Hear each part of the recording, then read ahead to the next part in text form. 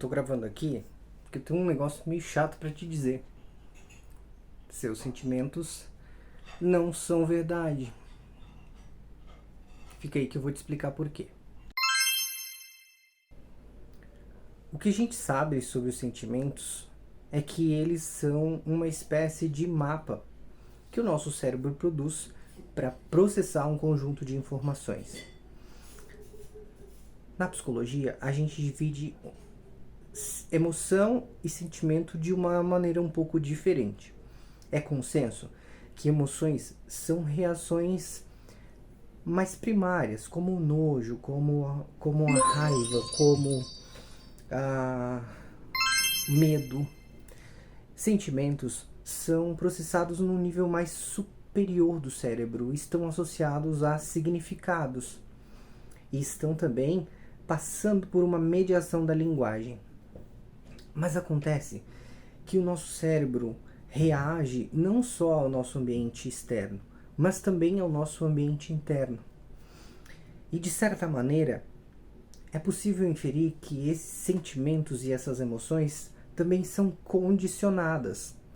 Ou seja, a nossa experiência de mundo, ela também foi fruto de um processamento que veio acontecendo durante toda a nossa trajetória. E quando a gente entende isso, a gente também é capaz de nos libertar de certas amarras que às vezes as nossas emoções e os nossos sentimentos nos pregam. A verdade é um conceito abstrato que depende daquilo que a gente percebe, daquilo que é estabelecido como fato.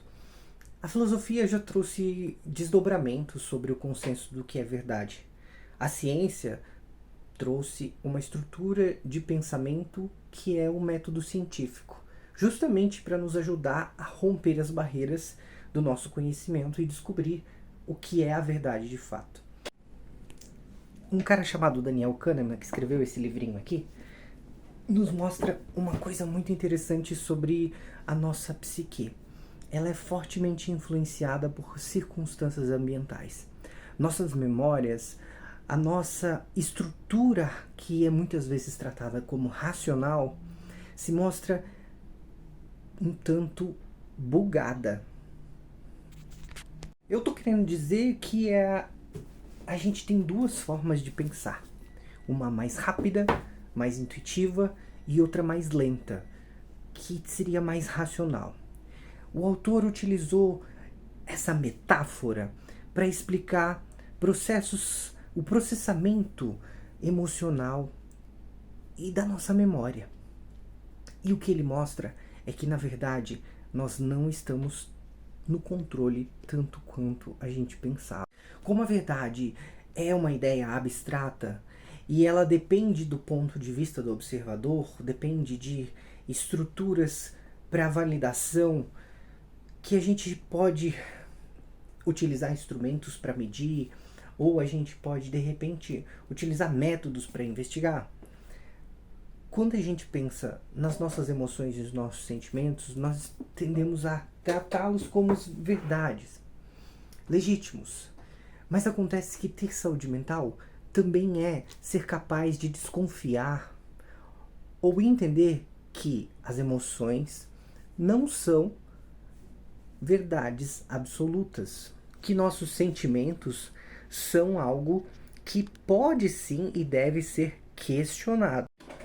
A gente sabe que o que define saúde mental também está associado à nossa capacidade de dar nome ao que a gente está sentindo. Existe inclusive uma palavra que se chama alexithymia, que é essa capacidade, ou melhor, incapacidade de dar nome ao que você sente. Já pensou como seria a sua vida sem dar nome às suas próprias emoções? O pensamento rápido mostra ser altamente influente sobre as nossas decisões. E o pensamento lento tende a ter aversão à perda. E essas características costumam produzir vícios no nosso comportamento. Nem sempre nós somos capazes de prever o que nos vai fazer feliz no futuro. E isso muda todo o jogo. Eu gosto de uma metáfora para tratar esse assunto, que é a ideia de que a nossa mente é uma espécie de cavalo. Nós podemos até conduzir esse cavalo, mas ele tem uma vontade própria, ele tem uma energia própria. Não é como uma motocicleta que você pode ir lá e desligar a chave. Não, tem vida própria, tem um momento próprio, nem sempre você consegue conduzir. Às vezes você pode até perder o controle. Mas perceba, você não é aquilo que você sente. Os sentimentos são como mapas, representações abstratas de um mundo organizadas fisiologicamente. Ou seja, quando nós ficamos emocionados, ou melhor, alguns sentimentos podem desencadear emoções, como por exemplo, o sentimento de pertencimento pode desembocar em uma emoção de felicidade, alegria. O sentimento e a emoção tendem a se misturar e ter reações corporais. Mas que loucura é essa então de dizer que sentimentos, os seus sentimentos não são verdade? Mas eu sinto eles aqui, eu percebo. Bom, eu quero dizer com isso que sentimentos não são verdades absolutas. São estruturas que você pode sim acessar para conhecer melhor o mundo, para conhecer a sua realidade. É um ótimo ponto de partida, mas algumas coisas precisam sim de validação, porque a nossa mente erra o tempo todo. Nós fazemos julgamentos o tempo todo.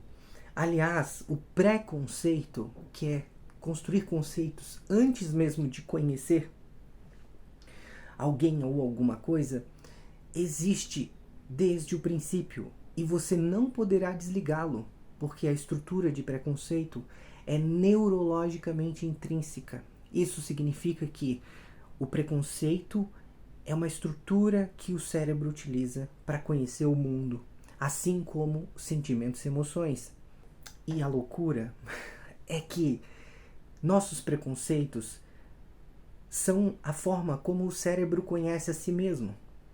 E eles vão precisar sim de ser revistos, de ser desconstruídos, de serem modelados, de modo que contribuam para a qualidade de vida, de modo que não produzam mais sofrimento, porque eles são potencialmente causadores do sofrimento do outro.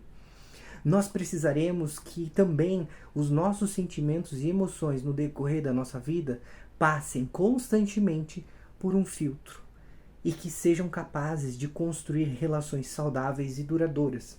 Mas quando esses sentimentos começam a causar prejuízos para a vida de um sujeito, de forma ou intensificada ou talvez persistente, ou talvez a ausência de emoções e sentimentos, nós teremos processos psicopatológicos que podem ser danosos para o sujeito, para si próprio ou para a família. E boa parte do que a gente ensina na psicoterapia é fazer com que as pessoas estranhem a si mesmo. Aquela ideia de Sócrates de fazer questionamento para a expansão do próprio conhecimento, ela é muito potente e válida no contexto terapêutico. Uma coisa que a gente precisa lembrar é que o processo psicoterapêutico ele precisa garantir certas condições. Inclusive, certos conhecimentos a gente precisa ter para não cair num viés meramente psicológico. Boa parte daquilo que a gente faz na psicoterapia é oferecer para as pessoas um ambiente seguro para que elas possam explorar os próprios sentimentos, emoções, culpas, vergonhas, de modo congruente, de modo que possibilite esse estranhamento, esse descolamento das próprias emoções, esse processo de exploração das próprias emoções, sentimentos, sem ter que atender a normas, atender a regras sociais. E psicoterapia é assim. A gente consegue, através de um processo psicoterapêutico, dar condições para a pessoa descolar um pouco de ideias fixas, de estruturas que podem ser perversas, potencialmente danosas, inclusive para sua família, para filhos. E se você gostou desse conteúdo, dá um curtir, compartilha, manda pro amigo, porque a gente precisa continuar fazendo esse trabalho aqui na plataforma e para o YouTube entender que esse trabalho é relevante, aquela força, conto com vocês.